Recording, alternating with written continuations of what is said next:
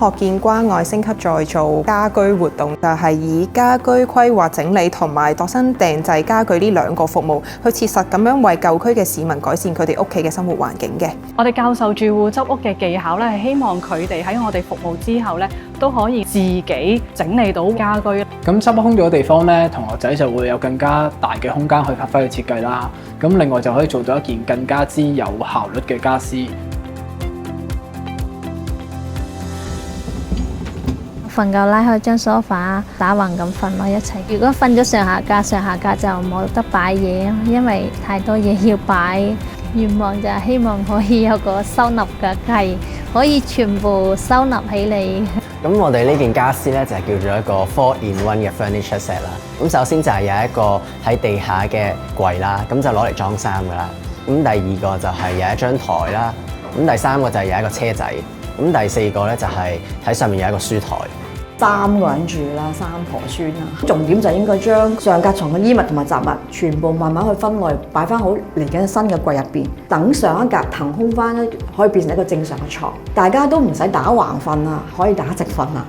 今晚有個好覺瞓，感謝義工，感謝同學仔啲幫我整一件家私，幫我執好啲嘢。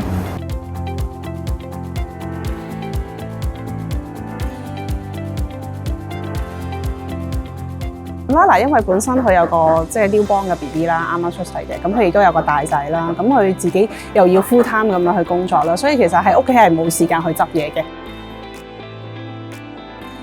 家私嘅設計係一個組合式嘅收納櫃啦，喺嗰個櫃入邊可以嵌入一張書台，用嘅時候就可以抽出嚟俾小朋友寫字讀書，不但只可以提升呢個收納嘅空間，亦都可以有更加多嘅功能。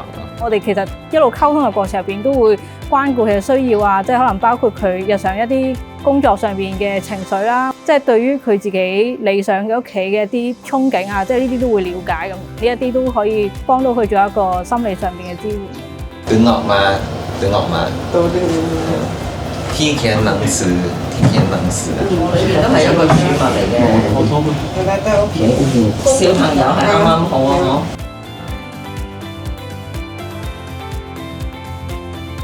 執完間屋多咗件家私，返屋企舒服開心，有好多地方俾我個仔玩。多謝義工同學仔，好多謝晒，ขอบคุณค่ะ